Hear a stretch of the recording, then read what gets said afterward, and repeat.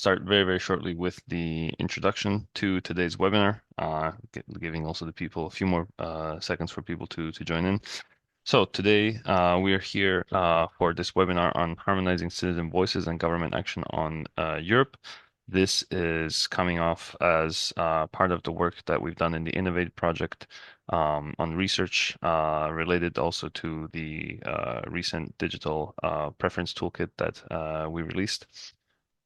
We have here today with us Loreen Koenen from KU Leuven and Senja Klinge from DFKI, who have worked very hard on this and will be carrying most of the presentation going forward. So before I pass the floor to them, I will just very quickly go through what we're going to look at today and also some housekeeping.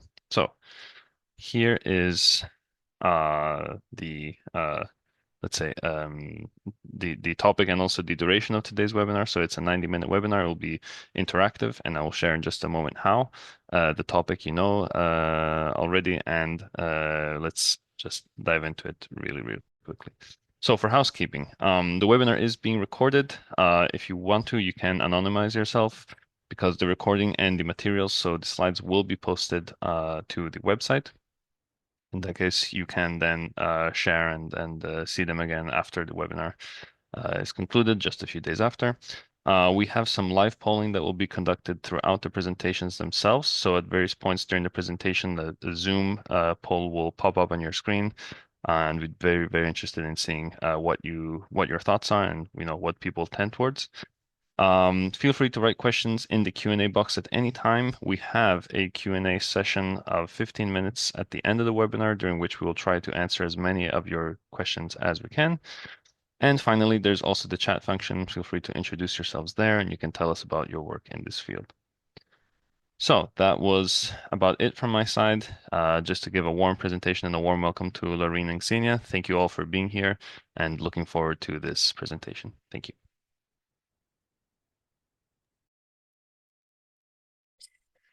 Okay, so good morning. Welcome, everyone. Today, me and Xenia will entertain you a bit on the research we did specifically on designing a digital democracy application, which we'll frequently abbreviate as DDAs.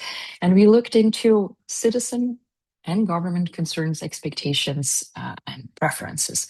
Now, who are we? So I'm Loreen Koenen. I work as a postdoctoral researcher at KU Leuven in Belgium, Public Governance Institute, specifically looking into citizen participation and how it can aid policy making and also public service delivery.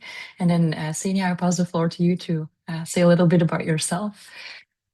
Yes, thank you. I'm Xenia Klinge. I'm working with the German Research Center for Artificial Intelligence, and in Innovate, we are concerned with developing a DDA for citizen participation. And basically in this webinar, the groundwork and research and the empirical side of the research that we did before starting development will be covered. That is also very interesting if you are interested in digital democracy in general.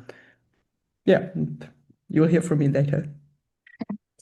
Okay, cool. So what we have in store for you today is basically a small introduction.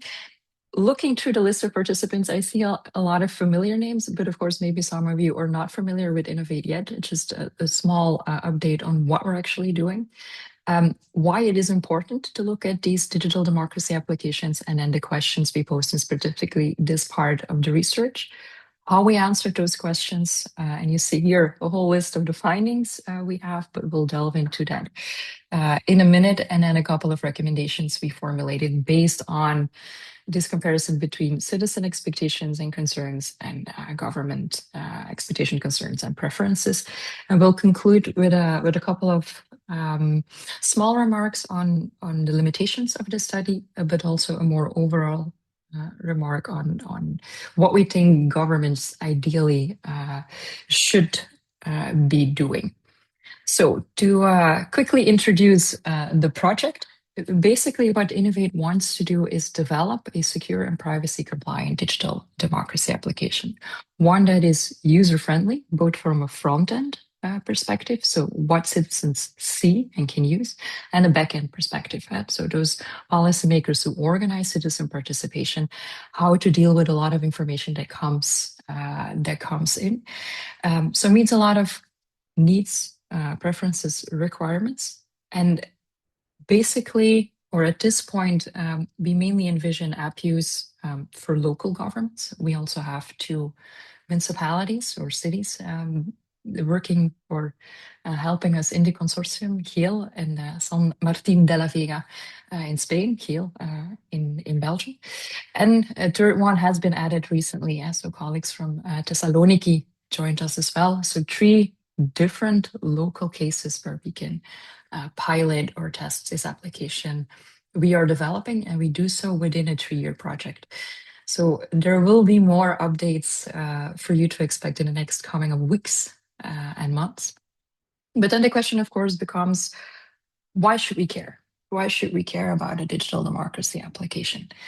And here we named 4 different reasons, but I know the list is not exhaustive. Probably there are others, but these were 4 main ones we saw. And that's the first being that technical availability alone does not guarantee successful digital democracy. It's not because you have this fancy tool, cool platform that citizens will automatically come. People need to be, it needs to be part of a story. People need to be told why it's important to engage and need to see that actually something is done with their input, even if the participation initiative is only advisory in nature. Second reason, there are, of course, plenty of investments in digital democracy tools, yet they're often not sustainable. And I'm browsing the list quickly. I see a lot of non-Belgian names, but for those that are from Belgium, I don't know whether you remember the platform or Ministry of Internal Affairs at a national level organized, and Land voor de Toekomst, een pays pour demain. Basically, they invested 2.1 million in this platform. It attracted a lot of respondents, which was good. However, with the output, it was very advisory in nature. There was never referred back to, or the input citizens actually gave there. Also, the platform itself is not used again, which is a pity given the 2.1 million investment made there. So that's something we would like to avoid. Third reason, there is a proliferation of technological, very often legacy solutions that are not always perfectly tailored to project needs. There's an awful lot of tools out there. But some of these tools, or a lot of these tools, are designed in a fit-all or fit as many as possible for a fit as many as possible purpose. However, at regional level, provincial level, local level, there are different needs, different types of citizens you're working with, requiring you a tool that is tailored to your project needs. And that's not always possible. Think of, for example, also branding. When you want to use your city brand in the platform, sometimes that leads to difficulties. And what we want to avoid is, of course, that you're going to tailor your project to the technological tool available, instead of picking the tool you actually need to do the perfect project. So that's the third reason we're thinking of. And then fourth and final, but again, the list is probably not exhaustive. Expectations, preferences, and concerns towards these digital democracy applications can help shape, design, and determine uptake and usability. As a citizen, when I log into a platform and it looks super complex from the outset, the way the graphics or the way it is built up is not visually attractive, and the words on the platform are very hard to stomach, the chances that I'll continue participating or give actual contributions to this platform are very, very slim. Maybe I stay on there, lurking, seeing what other people do, but keeping or staying engaged myself, I'll probably not do. So these are a lot of reasons, or a couple of reasons, we think it's important to look at these expectation, preferences, concerns of these different actors and try to come up with a couple of recommendations, which led us to the following research questions, basically getting a sense of both groups' perspectives. We wanted to know more about what tools are currently being used and what is considered desirable. What activation methods do those tools allow at this moment, but should allow also in the future? And with activation methods, I actually quite simply mean, or we quite simply mean, what are citizens able to do on a platform? For example, to vote, to ideate, to comment, to discuss, to report a public default. And we had a list of different activities they can undertake. Also, feature-wise for those applications, what are features that are currently being really appreciated features? Features people notice being present, but not perfectly, a bit defective, not working entirely as they were supposed to, and features they're entirely missing at this point. Then aspirations for future digital democracy. What are absolute utopias, dystopias, and what are desirable objectives it should serve in the future? And then challenges incurred when trying to implement these tools. The last one, I have to admit, we look more at from a government perspective. So I love if there are practitioner respondents in here. I'd love to hear your opinions on what we found there at a later point. And then finally, we try to come up with a common ground between these two groups and try to translate what we find in a couple of tangible design recommendations Senia's team, but also our colleagues from Hybrid Core could use in the development of this tool within Innovate. Now, how did we try to do this methodologically speaking?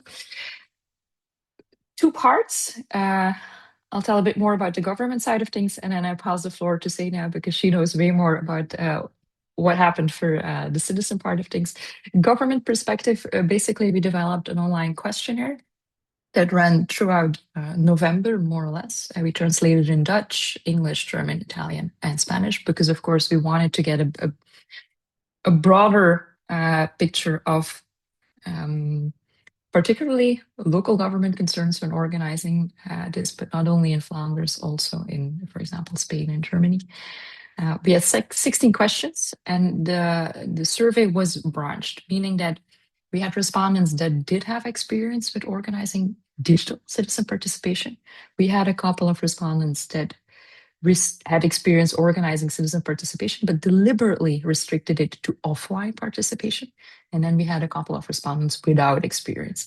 And what we wanted, or what we were interested in with the latter two groups, was knowing what keeps them from organizing, what keeps them from organizing in the first place, but what also keeps them from organizing it in a digital way. And eventually we had 76 people, or policymakers, who filled it out. If you're one of them listening now, a big thank you, because we noticed in definitely the open questions that the people who filled it out were really the ones that are very much engaged in and very much believers of these initiatives. So that's very nice to see.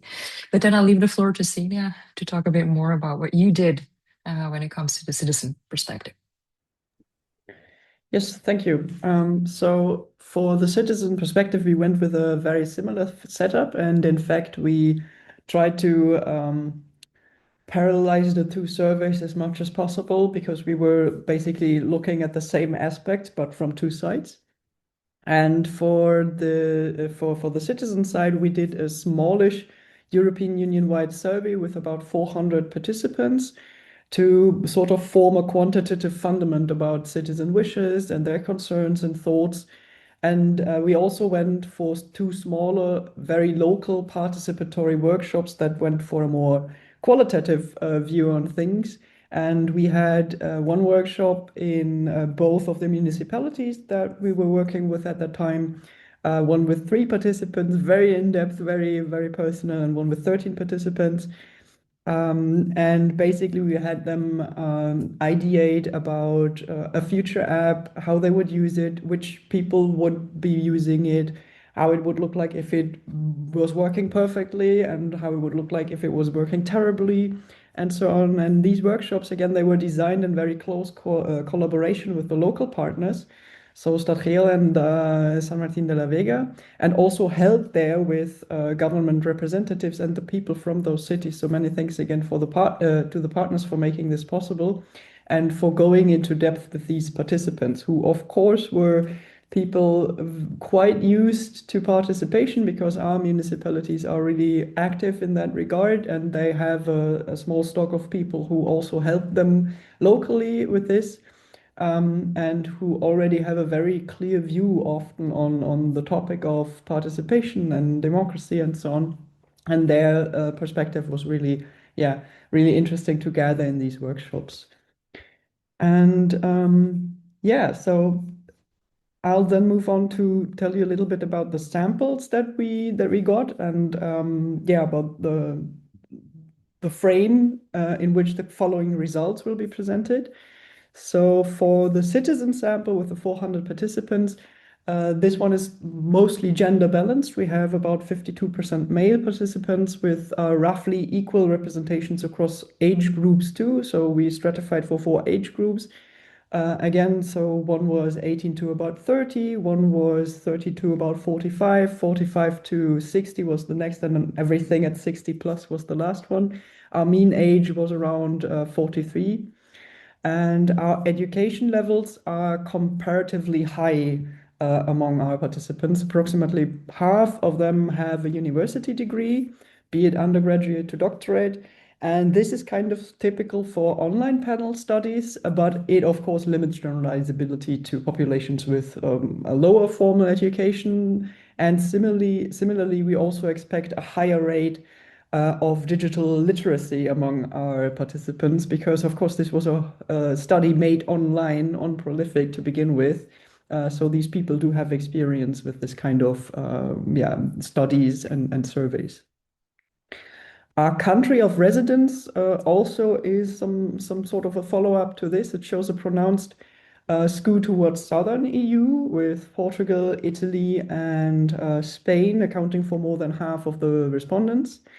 And especially Northern European countries are underrepresented, which of course means that our sample is sort of biased towards, yeah, a certain representation, and is lacking the Northern perspective, which is also very interesting in digital democracy. And on average, the completion time of the citizen survey was about 20 minutes. So we went in quite some detail here with almost 30 questions organized into thematic blocks.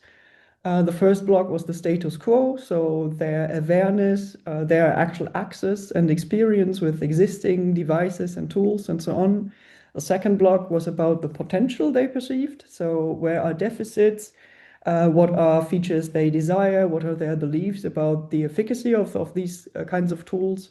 And the last block was about design questions, like which kind of interactions do you prefer, what are your needs regarding feedback, how do you build trust, and what are your concerns about digital participation.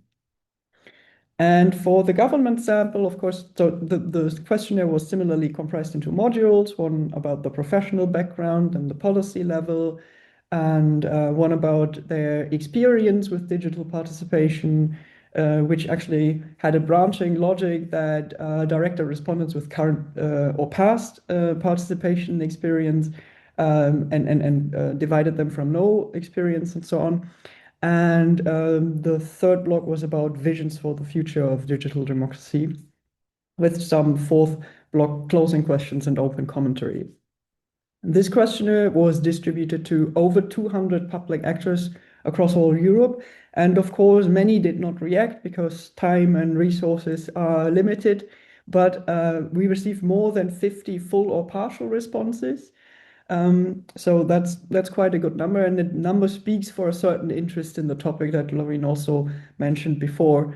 Though it also shows that the respondents in this survey were predominantly active on the policy level, with more than 80% from the policy level, and they mostly represented the executive branch, with about two-thirds being, for example, elected officials rather than civil servants.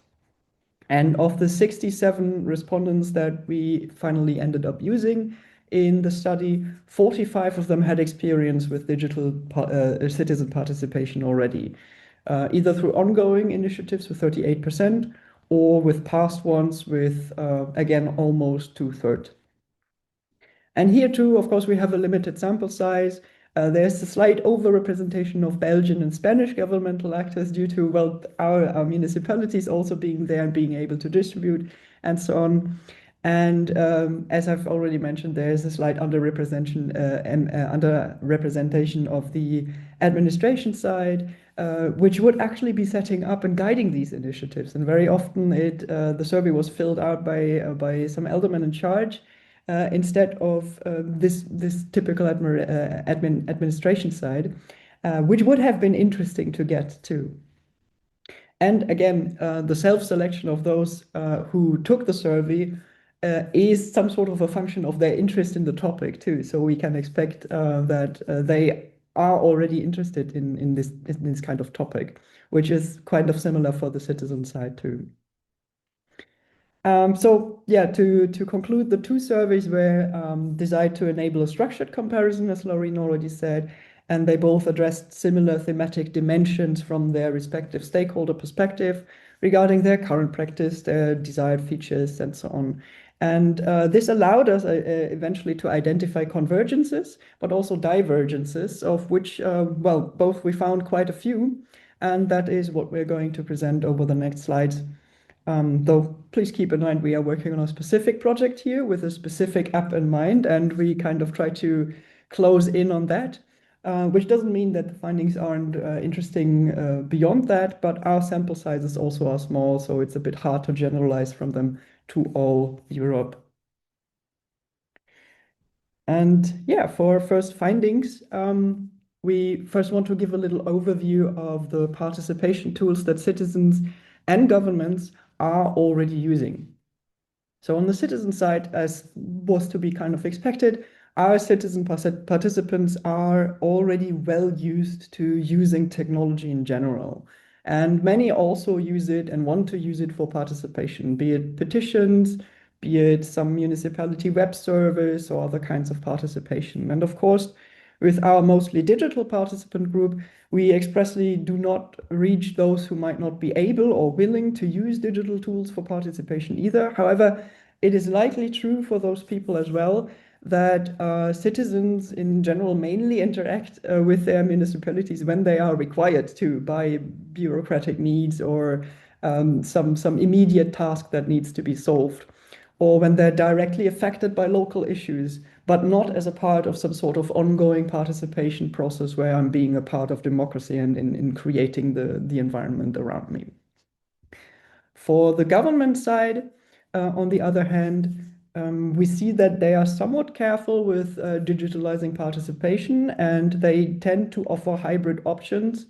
And also, if they go the digital way, their methods are still, in general, quite traditional, even when they're digital, with, for example, surveys or questionnaires being a large method to activate citizens, often through things like Google Forms or other kinds of questionnaires that are easy to set up and easy to use, and that are people already used to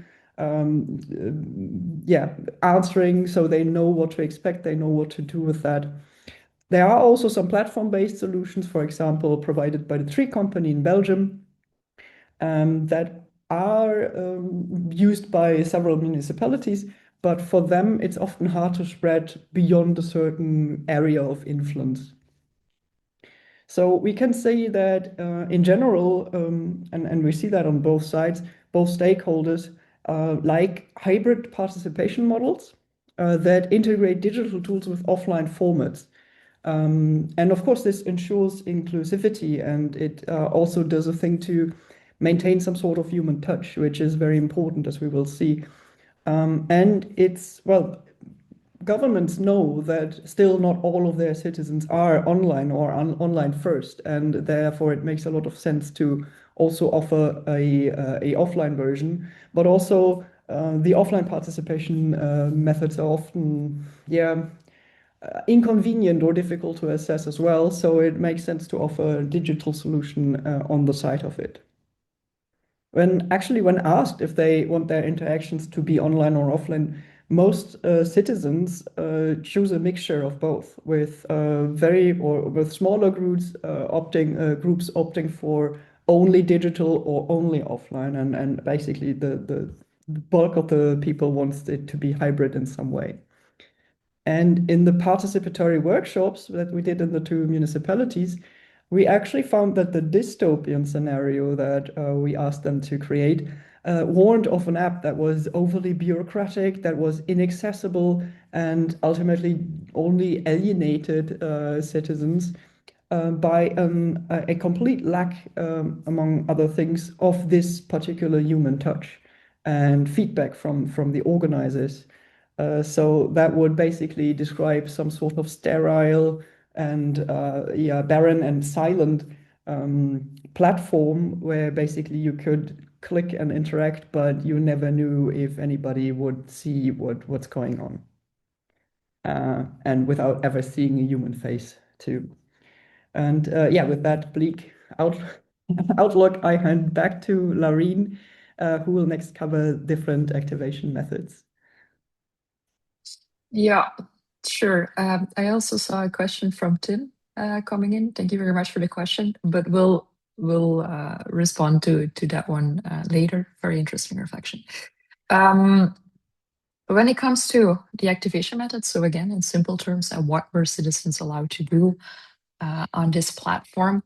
Here, first, the government overview. So the initiatives they organized us for what did their projects include, and then we see that the three top options are allowing them to ideate, formulate opinions, ideas, suggestions, to vote and rate, and to comment or give structured feedbacks on proposals put forward by policymakers or the administration itself, or of course, fellow citizens.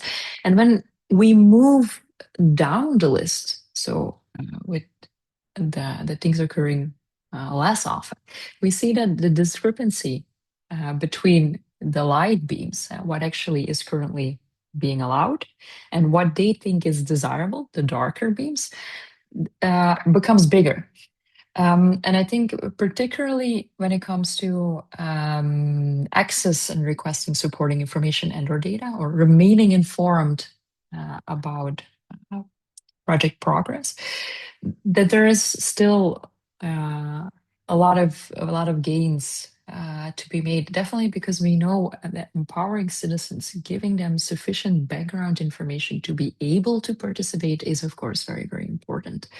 And both from the citizen side, but also from the government side, there were several references to it should be, or it would be nice if there was some kind of notification function or regular updates you can self-register to about project updates, project progress, but also, for example, another citizen commented on something or an idea I gave, okay, that you receive notifications of this. And apparently that's not happening to such an extent yet. Also interesting, reporting on public defaults. Here happens in 42% of the cases. Think of, for example, a fix my street kind of application. If you spot a missing road sign, a pothole somewhere, can I report it? Or litter. But it doesn't always need to involve, I think, anything that has to do with mobility per se. It can also be, for example, elderly people walking around in a neighborhood or in the park and noticing at a certain point, hey, actually, it would have been nice if there was a park bench here to take a rest. Or youngsters, good weather, sitting in the park, having a beer, some wine, something to eat, noticing actually there's too few litter bins in here to keep the park clean. Something you can notify your municipality or your local government of, and it can be taken into account. Remarkably, only 95% said actually it would be good to have such a tool. Whereas we'll see on the next slide, but don't go to the next slide, let's Senia. I'll get to that point later. That actually citizens are very, very much in favor of reporting or being allowed to contribute to the public services. There was one more point I like to mention here. Or no, two more points. So basically, design or involving citizens in design of public services and policy. Again, from a government perspective, quite popular to include in future versions of, for example, a digital democracy application. However, we'll see in a minute that for citizens, less the case. And then one more, which I find particularly interesting, is apparently commenting and giving structured feedback on proposals now happens more often than people believe to be relevant, interesting, or useful. So I think definitely in a social media kind of age, that's something to think about. Too. And now we can go to the next slide where we see the citizen respondents responses. So basically, day 2, they received the same list, and that had to indicate whether slightly different kind of question had to indicate whether they found such a tool or activation method not important at all, a nice to have, but not truly needed either, or an absolute essential. And here we see that reporting local issues clearly ranks highest, and that in comparison, the design options that the governmental actors actually found interesting, it's a nice to have, but they don't really need it that much. And what can explain this discrepancy? Of course, the people the people that took the survey, I think only 30 to 40% of them actually had experience in participating in citizen or participating as a citizen. So probably there's also a bias in these results where it's mainly these groups that already participated that know how to appreciate specific tools. And I think we'll get back to the comment in more detail afterwards, but I think it also relates a bit to Tim's comment. How to get people experienced with participation, how to get people participating, how to make this inclusive, particularly when it comes to disenfranchised groups. Because here you can, or behind this graph, you can clearly see that those who actually do have experience tend to appreciate certain functions more than to others. Of course, the research we did was cross-sectional, only one measurement in time. It would, of course, be nice to see if we would have more data. Maybe that's something we can do with the pilot studies. What's their opinion before they actually start participating, straight after, and then a longer time after? Do we see differences, and do we see these differences in also groups that are less likely to participate? But that's something at this point we don't really have. We don't really have answers to. But that's as far as it goes for the activation methods, which renders us with a question for you guys as well. Something we'd love to hear your opinion about, and you should receive a pop-up at this point.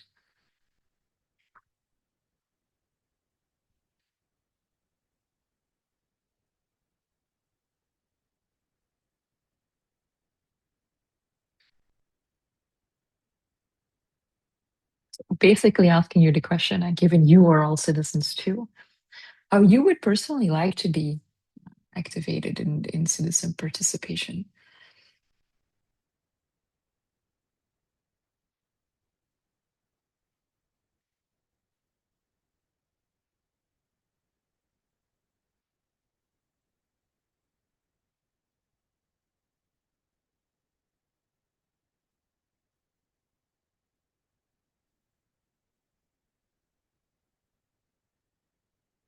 Give it some time, because I know There's a lot of information and examples between brackets as well. So it might be a bit much to read.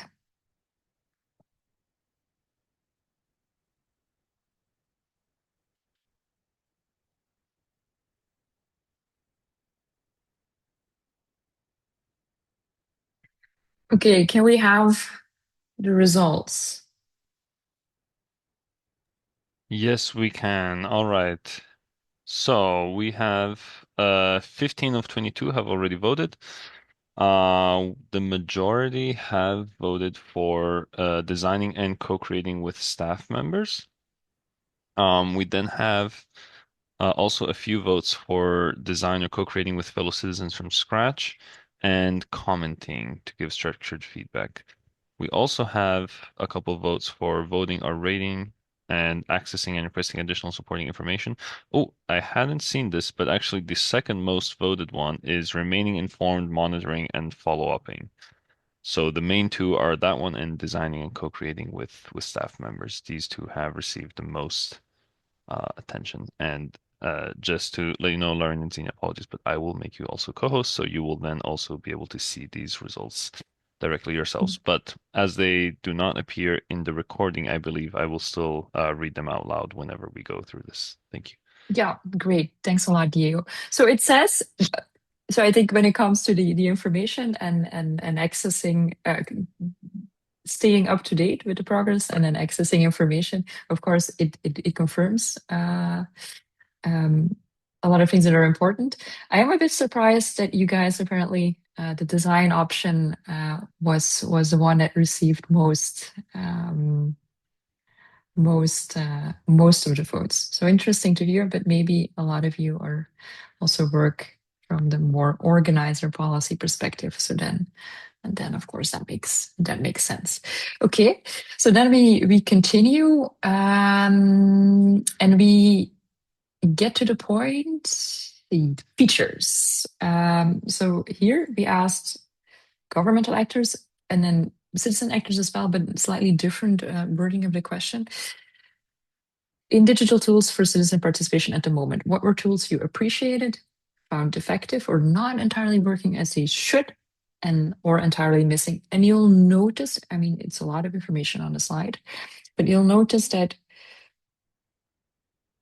it's a lot of things returning, but formulated slightly differently. And when it was appreciated, it was because it worked well. When it was missing, it was because the same thing was entirely not included. And when it was effective, it was because it did not work properly. I listed each time the 5 ones that were mentioned most often. However, you'll notice, and we'll share the link later, that in the full report, there were actually more points like these. To summarize, what it boils down to is on the one hand, something that is user-friendly or easy to use, both from a front end as well as a back end perspective, is enormously important when it comes to features. And at the other end, all those features that allow for a quality, transparent, inclusive, and fair citizen participation project or process are the things we want or are the things we need. I think when we compared both points, I think there was really an overall conception that what both actors were most afraid of was biased citizen participation because of data manipulation, misinformation, people participating that were not exactly allowed to participate because they're simply not, for example, living in that municipality. And while this was the case, the answers to this differed a bit between the groups. So while citizens were inconclusive about how anonymous participation should be, the governmental actors strongly favored, or most of them at least strongly favored, robust user identification to prevent manipulation or, for example, harmful contributions. And just to give you a couple of ideas here on the slide. So, for example, what they really appreciated was the fact that it was no one-way traffic, so that citizens could really come up with their own proposals or suggestions, that it was easy to use, that there were, from a backend perspective, build in features to help with data analysis. For example, the automatic generation of some preliminary graphs or word clouds summarizing some of the suggestions or opinions given by citizens. That there was also flexibility in customizing and branding a platform or a tool to the city's brand. Plug and play building blocks were often mentioned too, so that you can really keep on using the same platform. But then depending on the objective of the project, you just plug in a different building block and you leave out another, and then it's only one-time investment and you can keep on using it. So it's really a sustainable tool. That there is clear follow-up tools, but this in a way also connected to user identification, because of course, if someone puts a small piece of input on the platform and it's completely anonymous, though you want to respond to it, it's very hard to know who are you actually engaging with.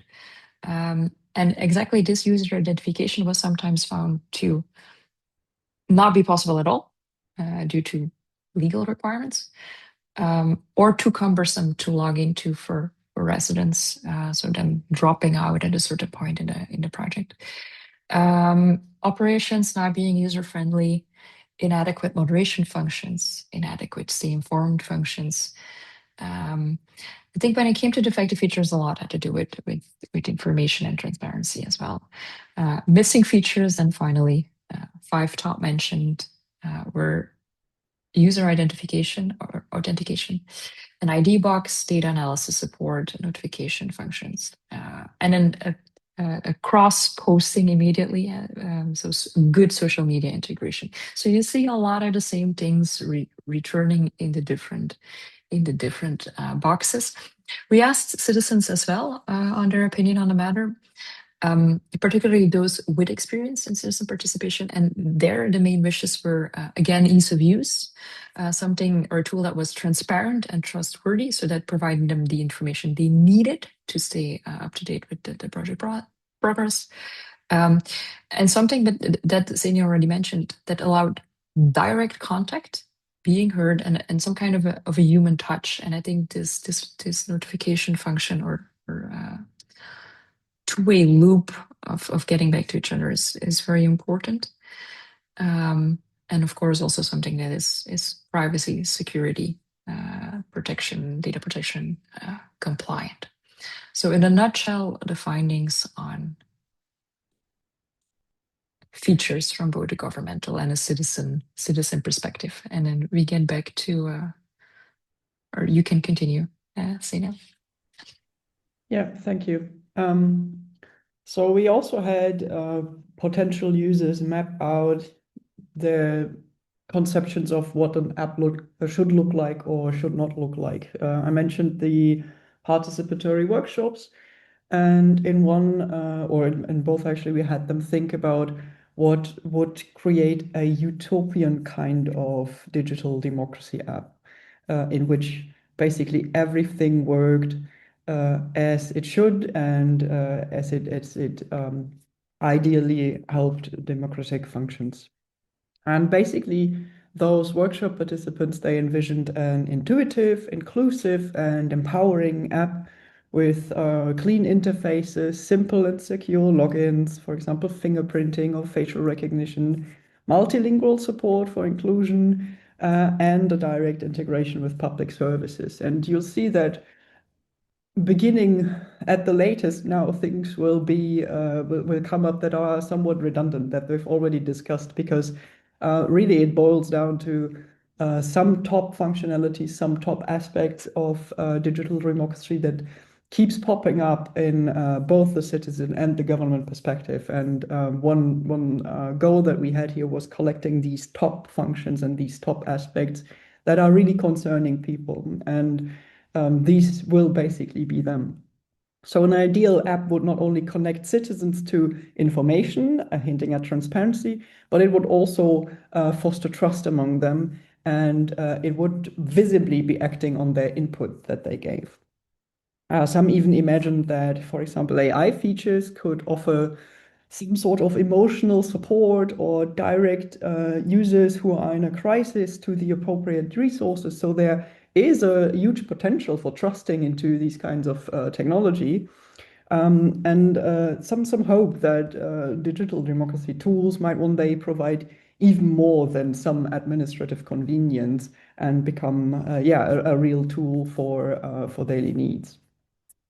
And our survey results mostly reflect these wishes too. Here we see the government side of things where similar hopes are being expressed. Basically, we asked them for hopes and opinions regarding a digital democracy app. And you can see their mean agreement to each of these statements to the right side from -2 to 2 for agreement. So around 0 is meh. And they focus their hopes on a safe and inclusive environment. So their ideal app brings transparency and it includes citizens in decision making, and it does so in a secure and in an open and a free way.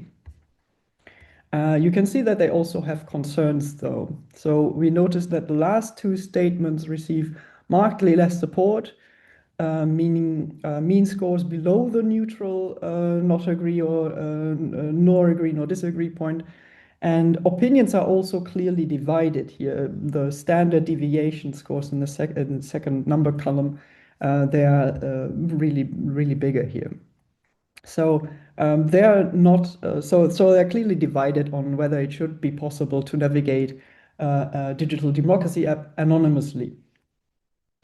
And here, to a certain extent, we again encounter expectations that appear to be at odds. For example, while respondents on average agreed that everyone on a DDA should be protected from harm and from false or hateful comments, and that such protection should not limit or restrict one's freedom of expression, the removal of anonymity is then not wholeheartedly embraced as a solution. Yet, identification and or authentication are repeatedly proposed in previous sessions on possible solutions and mixed features. And also look at the second to last statement that says citizen participation can remain purely advisory in nature and citizens do not need to be given decision-making power. This appears to be the only statement for which the significant differences between local and supra-local respondents exist, and also between those with and without experience in participation in organizing initiatives like this. And basically, the difference is that supra-local respondents attach a greater importance to citizen participation that has an impact and moves beyond the advisory than do local counterparts. So the group without experience with digital participation, but maybe perhaps with experience in offline participation, that could be the case. They also oppose limiting participation to providing just non-binding advice. So again, well, we know that engaging citizens offline requires considerable effort, online too, but it might be aided by technology. And you do not want to risk people dropping out because there's too little at stake, or because the invitation to participate is not genuinely meant. It's just about small problems that aren't really interesting to many people. And these differences between the supra and the local respondents and between those with and without experience, they were not apparent across the other statements. It's really only this one. So basically, we heard a bit about the positive outlook and we've already seen some concerns. And now we want to ask you another question, which is, well, in a few words, in one sentence maybe, what are your greatest concerns regarding digital democracy or regarding using digital tools for democratic methods or for participation? And of course, there will be a next slide on that, where we tell you what the citizens and the government actors basically replied to this. But we're still interested in, well, whether it matches, if it lines up, or if you have anything new to bring to the table, because, well, it's been a few months since we asked, and maybe a couple of new dangers have arrived. So I'll give you some time again, have another drink, and then we'll proceed with the dystopian side of things. Thank you, Xenia. I'm taking a look at the survey. So since it's open questions, I don't open answers, I don't get to see the results until we close it. So we have three submissions for so far. I'm going to, as you said, give people a little bit of time to answer before we close, and then we can close and see it. Just a question, Lauren, Xenia, can you confirm that you see the pop-up now with the question? I can see the pop-up, Okay, yes. okay, good. See too. Perfect. Okay, we have 7 responses. Let's see if we can get to 10 or so, and then I think we can close.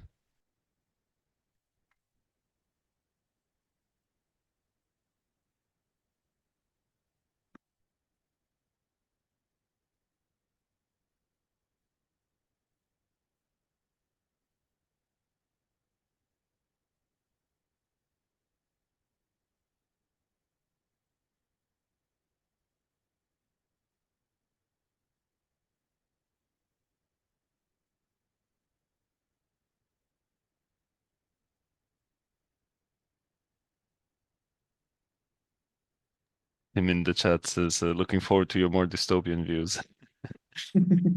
All right, wonderful. Okay, we have 10 answers, 12. Wonderful. Okay, I'm glad I didn't cut anyone off there. All right, so let's see. Stop and share results. Okay, sorry. So let's see the details. Oh, all right. So the answers, maybe you can't see them directly on Zoom, so I will read them here. So uh, the most, the word that appears the most is government, but I think, here we go. Wait. Okay, here we have the actual answers. Okay. So how AI can be used for support and for harm. Digital democracy is a tool, while real democracy in analog.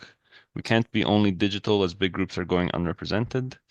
Then we have data privacy and equal access to technology and transparency, information integrity, two linked issues, fears over surveillance and the ways in which small groups of people who do not represent the mass can overwhelm the system with biased or adverse views, and gender.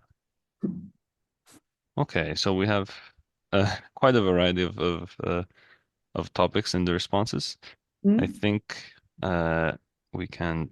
I think I can pass the floor back to you, and yep, then we thank you. also have another few questions in the chat, but we'll get to all of those later in the dedicated Q&A session. Thank you. So, on the top of my head, if I had to cluster these concerns, I think they revolve around inclusion a lot, including all kinds of groups who might be concerned with democratic needs. So that's one big issue. And the other bigger issue that I saw is about, well, leaning too much on technology to solve problems, but also some sort of hope in technology to solve problems. So this is a somewhat precarious balance between hopes and concerns if technology can actually solve any real world problems. And yeah, we see that on both sides of our participant groups, this unbalance or this unclarity also exists. I'll just move to the dystopian-ish slide. And in our workshop, basically, the main thing, and I'm a bit surprised that this didn't really show up a lot in your answers. So our participants thought that the most terrible app would have complex login structures, cluttered interfaces, and basically no ease of use at all. One participant clearly put it, if signing up for the application is not simple, nobody's going to use it, and this will basically stymie participation in the beginning. But with that out of the way, basically they could concentrate on more content-specific concerns, and they went into very similar aspects as you did. So there were concerns about digital exclusion, particularly among, of course, older adults, people, but also people with disabilities who might not be able to use technology in a way that it is constructed. And of course, those are who less tech savvy and who just don't know how to use technology, especially not in an informed or in a productive way. Um, and of course, there was a whole issue about privacy and security, about trusting the technology, about data, my data being safe, my data not being used, especially if such an app were to handle sensitive tasks, like, for example, voting and making actual decisions. And then there was a whole group of concerns around meaningfulness, about responses to user input and how the app would respond to user input, because a lack of response or an unfitting response would very quickly erode trust and also discourage engagement. And in fact, in the online survey, this was the main concern that our participants had. So you see here the numbers, it's not on a -2 to 2 scale, it's on a 1 to 5 scale, but it pretty much shows the same agreement from 1 to 5.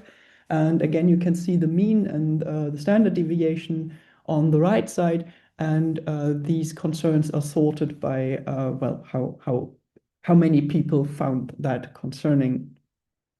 And citizens mostly fear that they're just being ignored, even if there's some technology to involve them. Their contributions, some people spoke of a black hole where contributions would go and they would never hear back from them, or of a sort of facade of participation that was used to, well, make them think they were doing, they were having an actual impact when in fact they weren't.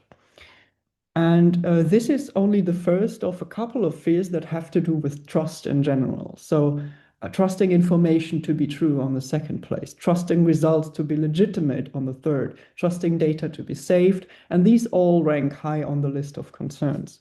Therefore, any feature that is able to mitigate these risks should be considered, but there also must a will to deliver to tackle the first concern. Beyond technology, there must be reaction to participation.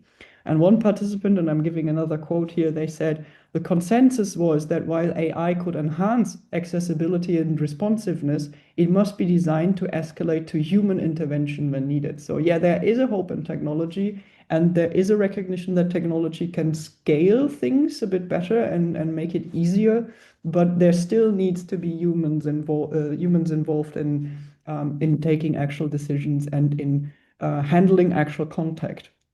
So it seems that citizens are very aware that technology alone cannot fix democracy, but they do hope that thoughtfully designed and digital tools can play a role in making it more open and more fair and more responsive to everyone. And yeah, this leads us to an overview of expected outcomes from a digital democracy app. And I'll just put both of them on the slide now. So to the left, we see the citizens' most wished outcomes, and on the right, it's the government perspective again. So to the left, this table again reveals some very deep dissatisfaction with the status quo. So all outcomes important. So we gave them a list that they could rate. And all of these outcomes in the list are rated above the midpoint. And most are actually rated as serious concerns. The most severe from them, again, were transparency, trust, and satisfaction in public services. And one comment, we also made them, we also gave them the option to make free text comments. And one of these comments mentions that that this satisfaction of citizens could be used as a measure of success, actually. So, and this tied into a follow-up questions that we gave in the survey, asking how to actually measure if these outcomes were achieved by a digital democracy app. So how would you know if the app was successful? And the majority of answers here, they suggest that users basically they rely on a felt sense of success in that regard. More than on measurable numbers like how many users are doing or are acting within the app, how many clicks something gets or whatever. They are more interested in seeing or yeah, recognizing actual results of what they're doing digitally. Citizens will judge whether their expectations are fulfilled in one way or another by recognizing tangible changes in their immediate environment, for example, a pothole being fixed. One comment said that they wanted meaningful change to be visible on the streets and not just in a town hall talking shop. They also want to experience traceable issue life cycles with feedback and proof that somebody has looked at it and is doing something.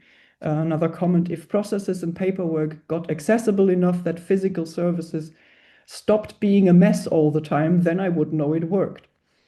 And also, they would like to observe a healthier political climate among them and around them with less frustration. Another comment, if people use their political beliefs to attack each other less and the information from the app served as a way to come to an understanding together and do things right for everyone, well, in that case, they would know that the app was working. So the governmental perspective on the right, it also shows a real desire to improve citizen access to certain services or amenities on the first line, basically. And this ties into the transparency issue again.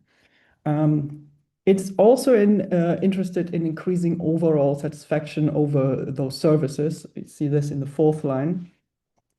And additionally, a lot of emphasis is put on the creation of what we call public or democratic value. So the outcomes of increased transparency, line 2, citizen trust, line 3, and also legitimacy on place 8. So these all tie into this democratic value in some way that should be created by a digital democracy app. Only ranked at place 6 is enhancing the quality of certain services and amenities. However, in a way, getting services closer to citizens, which again is line 1, can also be considered a sign of service quality. So that is from an equity perspective and thinking triple, quadruple aim, and so on. So we can see that, well, in a way, again, government and citizen perspectives align, with citizens focusing on, well, very tangible and very immediate results, and governments really wanting to raise participation and democratic value in their municipalities. Ranking at the bottom, unfortunately, is increased sustainability, which might just be a thing that they're not really aware of, that it could be very helpful. But this, of course, in general, it could cover one municipality finding a solution and sharing it with another and then spreading this kind of solution among similar municipalities. So it might make a lot of sense to think this in app design still, even if it's not very high ranking by the stakeholders. But we will discuss this in more detail for our specific app that we're creating. So to come to a comparison, the envisioned outcomes from both sides are mostly comparable. And especially there's this strong consensus on transparency and trust among both sides. And yeah, now on the next slide, Laureen will discuss the challenges a bit that stand in the way of it, especially challenges that governments face when they're trying to implement a DDA.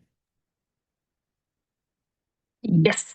And there we see first one ranking, getting and keeping externals such as citizens engaged or getting to engage in the first place. And I'll immediately tap into some of the comments we received in chat. And something that was mentioned in the open question, our last open question as well. We cannot only go digital, groups will remain underrepresented.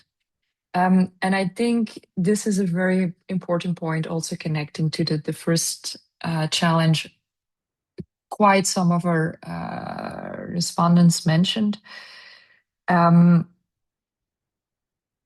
Ideally, I think a digital project is designed in such a way that next to the digital part, it also allows smooth integration of offline efforts and supporting measures, specifically for those groups that are harder to attract otherwise. And I'm connecting to another project I worked on, Belspo Beke Digital, where we know that in this case, it's sometimes also very, very important to work with intermediaries, for example, neighborhood workers, social workers, who know particular groups very, very well, and who can actually physically go to those groups to hear their opinions and concerns about specific topics.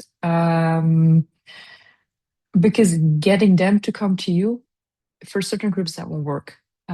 Particularly not when it's organized in a digital way. And we can easily think of, for example, uh, elderly people who have difficulty accessing, or who maybe not even have the digital devices to be able to participate. But what can you do? And I'm thinking about a German study by Jarke, for example. They went on a walk with elderly people with iPads and helping them to indicate in the neighborhood, okay, here am I, I'm missing something. For example, a bench to sit on. So that's the way of really going to people. And then there can be a hybrid connection because it was still iPad based, for example. But you'll have to physically go to those people. So getting them engaged in the first place, keeping them engaged, is really, really an important problem and something we should consider when designing these apps. What can we design in such a way that offline participation next to it happens too? But as you heard, it also requires, I think, within government a culture of openness, safety, learning, exchanging best practices, not only within the team that is responsible for citizen participation, but also in your other teams, your neighborhood workers, your social workers. Siloed organizations, this won't work. You need a networked kind of organization where you also involve colleagues from different departments that actually know these groups best and well. But of course, when I talk about administration, I talk about siloed organizations. We all know that that's a bit of a problem. So the working on culture and exchange learning, that's something that I think a lot of gains can still be made. And this also connects to in the figure this internal communication coordination organization. How can we set this up in a way that it truly supports these kind of initiatives? What else that we saw here, for example, a lack of what we call human capital. So not always having sufficient staff to guide these processes or skilled staff, someone who really knows how to handle a lot of data that comes in, make sense of the results, summarize in such a way that people can connect to the results. But also, for example, how to word or phrase it in such a way that it's still inclusive without putting others off. That's a skill in itself, not always available within such a department organizing this. Also, time availability. Another example, a literal example, we received in one of the questionnaires was we had one person really champion of the team, but this person left, took another job, and then basically everything plunged. So those are a couple of challenges governments frequently run into. But here we saw a real distinction between the ones that had experience organizing this on the one hand and those without experience, because those without experience far more often named the lack of human capital for organizing this, financial constraints, or a lack of leadership and actually supporting the startup of these initiatives. For those that actually had experience, they more often mentioned, for example, that internally, when it comes to coordination and organization, sometimes they run into particular struggles, which of course makes sense. You need to get started first before you know about some of the other challenges. Okay, and then I think we come to the recommendations, of which I already mentioned one. So spoiler, my apologies. I think many of them have already come up. As I said, we're a bit redundant here, but it makes sense to repeat what citizens and governments also tend to repeat over and over again. So yeah, we went for some tangible design recommendations as a conclusion of the empirical research that we did, because again, we are creating an app here and we wanted to know what kind of app to create before starting, which yeah, makes sense, especially in our context where we are targeting it at pilot municipalities too. And yeah, we came up with these 10 recommendations that are directly coming from the survey results and from the free text comments and from the discussions that we had with the stakeholders in the municipalities. And they're not sorted by importance in general, but they're basically all things that need to be considered among other things, but these are the main things that absolutely need to be in the application that we're making. So on the top, you see the ease of use that has come up a couple of times. It's about self-explanatory. An application must be usable. What exactly this means is very dependent on the individual usage needs of an individual person. So that means a lot of UX testing is required and of watching people using the prototypes that we're making. It's asking them what's working and what's not working, and really tailoring it to the specific needs. Then a second point that we have is a flexible design that needs to be modular. So it needs to be customizable, both by the municipalities or the government actors who are using it to be able to select exactly these modules that they need, but also for the citizen side to only look at the content or to pre-select the content that they are interested in. And yeah, not everyone needs or wants to have everything, and makes sense to then limit it down a bit to enhance the ease of use again. And it just needs to be selectable what is present individually. Then one big thing that has come up also over and over again is user authentication. That must work. It must both be simple for the person authenticating, and it must also be secure. And ideally, it must also be as anonymous as possible and as legitimate as necessary. So there are a couple of technical solutions for authentication. It's an old problem. It has been solved a couple of times in different ways. And we basically need to check which kind of way is the most appropriate for which kind of problem. There have been discussions about maybe doing authentication in a way that is dependent on the purpose. So for like stuff like voting, where you have to be sure that this person is really a person who's eligible for voting, you would have to somehow involve your ID in a way. But for discussion, it would be enough to use a name that identifies you as the same person who said the other thing. And for some stuff like just upvoting or downvoting, it might actually be possible to be anonymous in general. So yeah, again, different user needs different solutions in a modular kind of way. A good app also challenges to try new methods. This might be the most abstract, the most interesting point in the list. So, for example, it should focus less on commenting and on ideating and more on in-depth work. And it makes sense to focus on one or two high-value features here first that we will explore in a first round in pilots. And it is likely that a successful implementation of these might actually raise an appetite for more participation in the citizens and in the governments that can then be fulfilled with additional modules. We've also already mentioned multiple times, a good DDA must deliver on the topic of transparency. It needs clear feedback mechanisms and responsibility assignments for me to directly see what is happening with my input. And this will add, hopefully, to the satisfaction of playing a part instead of feeling like I'm just screaming into a void. On the other hand, especially from government side, there was a strong demand of automating tasks, especially tasks which require a lot of work, like moderating content or analyzing results. And there are high hopes for AI here that need to be carefully balanced with aspects like ease of use, transparency, trust, but they do have a solid potential to automate the things that don't need a human touch, to leave more time for the things that do.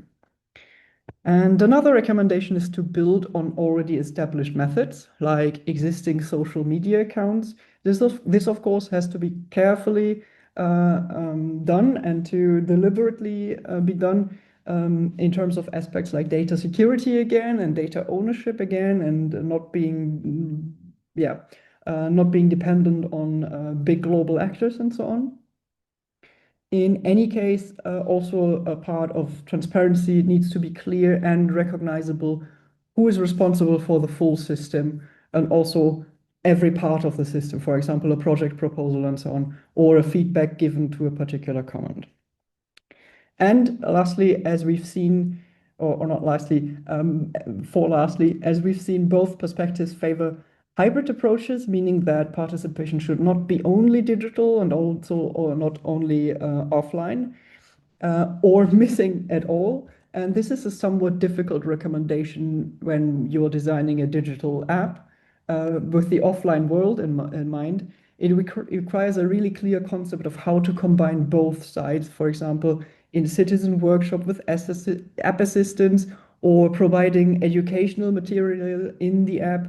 And this is one point where you really need to talk to your stakeholders, to your municipalities, what is possible in a hybrid kind of way. And now, finally, we've seen that not only staff resources, but also budgets are short. So ideally, an app is not only easy to set up and maintain and cheap to set up and maintain, but also, yeah, it could be open source, for example. That's one possible way to go here, but that requires still a lot of staff costs who need to work into the system and who need to know and learn how to set it up, how to keep it up, and so on. And especially, well, open source is especially interesting if I'm able to make my own contributions from what I learn to contribute to the system and make it better, to exchange with other municipalities, for example. But of course, in all this, also compliance with laws and ethics always comes first. So this really, again, raises the costs for people to get involved in this. And that means that all of this should be as simple again as possible so that I can just dive in and have all these things that take time hopefully already taken care of. So each of these recommendations is grounded in our research and in our hopes for technology.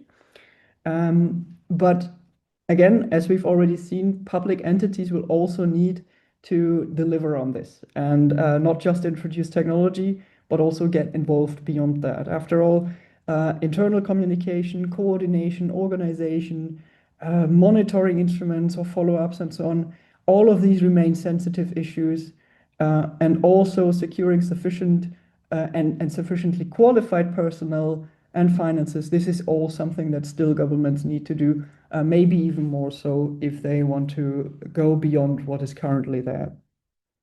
To compensate for the scarcity of resources that we've discussed, it is probably best to create a solid learning environment in which best practices and valuable experiences can be exchanged, can live even beyond one person making these experiences, giving it to others, sharing it with others, beyond the own municipality, ideally. And this is also where open source comes back into the topic again. And this all requires a climate of safety and openness and a progress orientation that very many municipalities try to foster, but not all arrive there. And yeah, with that, I hand it over to our next question slide, in which we want to ask you, from your point of view, what of these or which one of these recommendations is the most important one? So which should be absolutely prioritized in a digital democracy app?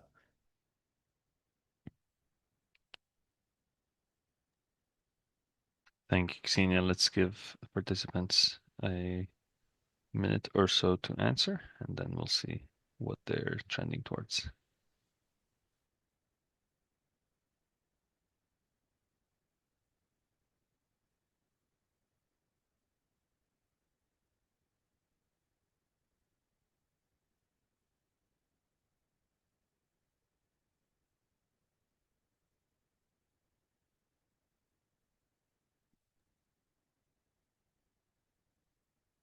Okay, so some votes are still coming in, but it seems like the most voted answer is ease of use. So this also maybe connects back to what you said previously. Second place is ability to complement with offline participation efforts. And then we have also a couple votes for feedback and transparency by design, plug and play, and identifiable public organizers. these seem to be the results. So over to you again. Thank you. Yeah, thanks. Yeah, again, so ease of use is basically, it's a topic that is one of the first things that usually are mentioned, because apparently people have made so many bad experiences with technology that it's just something that's on the top of their minds. But yeah, the ability to complement offline and online solutions, it's also yeah, very high up on the list, as I can see. And this is, as I said, one of the more difficult tasks for a digital app to achieve.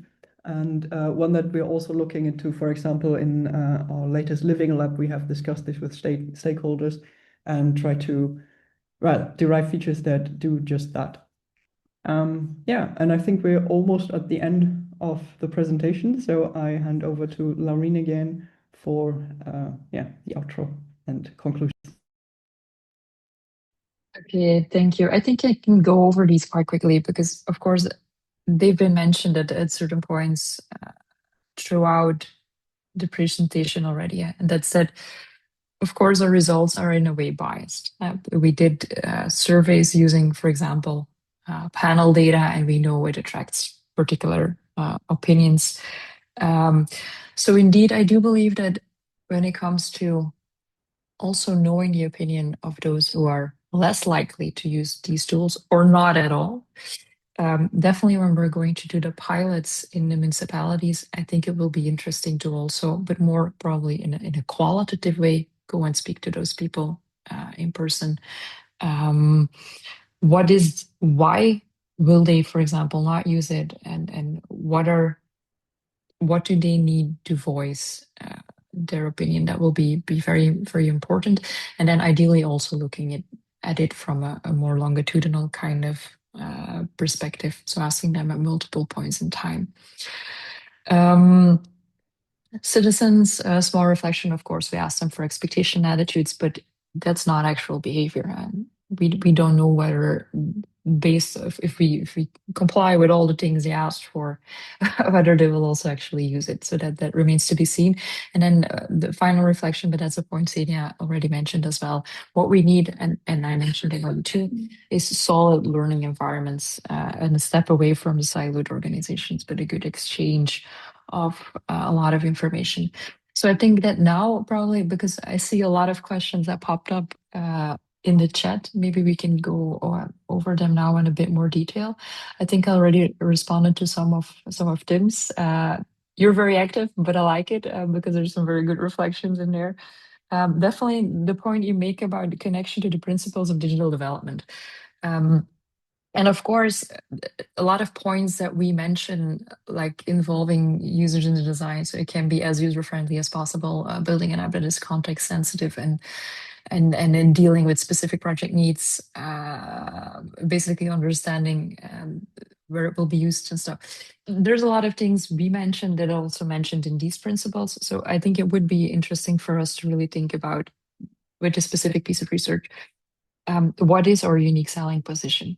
And was there a piece of information that came out from these results that are unexpected or not already covered in those principles? But I think that's something for us to think about, and it's a valid point to take with us in future presentations. Unfortunately, we did not delve into this cost estimation.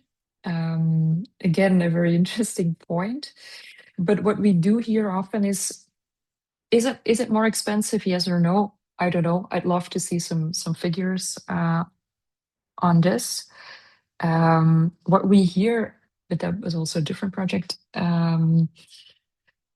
is that those who organize citizen participation in an offline way tell us, okay, it's really resource intensive because people have to actually go there. It demands time, it demands staff. However, it's an expense we are willing to make because it renders different kind of information, and it also allows us to connect to specific communities. So it also creates another kind of public value, which is social cohesion. So from that perspective, yes, costly, but of course, very valuable, very valuable as well. But we did not look into cost estimations, but I love to read good studies on this because I think there's a lot to be said in this regard. I don't know, Xenia, whether you have additional reflections on any of those points. I'm just going through them. I did have one. So Karen asked if we also looked into existing systems, for example, Go Vocal. And we did. So that was also part of the empirical research that a partner in the consortium took care of in comparing, well, basically the state of the art in digital democracy technology frameworks and so on. And they came up with a pretty large database that is still ongoing work, but that will be published in its current form at some point, probably this year, on our website for you to look up. That basically tries to look at all the digital democracy technology that's already out there and compare them in specific kinds of, well, categories like what licenses do they use, what features do they offer, are they from a private provider or are they public? Again, are they open source and so on? And where is the company situated where that's creating the app? Which languages are being used and so on? So this is something that you can look forward to, hopefully. We're still discussing the way how this could be published because, again, it's ongoing work. It will be ongoing until almost the end of the project because we want to keep up to date with the state of technology. Because also we're looking within the project into some of these frameworks, mostly the open source ones, to implement them into our app and not reinvent the wheel, so to say. Yeah, and I'm still reading some of the other questions. Next slide. Okay. So for those who want more, but we'll continue looking at your questions in chat because I think there was also an interesting one from Victor a bit higher up. But in the meantime, also I'm going to post a link in the group if you want to learn more about or want to have a look at the complete report. There's a link, and of course feel free to keep track of all our updates in the next couple of weeks and months. And then getting back to Victor's question, it was specifically on. So if I found the right question, it's about situations where platform features acted as barriers. So, for example, well, we had the dystopian scenario where they said, well, if I have to do a login process that takes 5 emails and needs two-factor authentication for all of the processes, I'm not going to use it at all. And that is basically, yeah, the occurrence where this topic came up. We did not structurally ask for, have you ever stopped participating because it was too difficult or something like this? But the amount of times that people complained about bad usability, I think, is a strong indicator for this problem in general. Not only in digital democracy, it's a technological problem in all kinds of areas. But of course, if it's something that has to do so much with trust in the actors that you're working together with, in the government, in the other citizens, it is very important that everything runs smoothly, and especially everything builds this situation of trust. And if I have the feeling that I need to switch context quite a lot and I'm not staying within the app, then this is not helping with being in a comfortable kind of working environment. So to answer the question, no, not structurally, but there is a lot of evidence that these things occur. Yes, that an application being difficult to use is a major barrier for people to drop it and to do something else instead.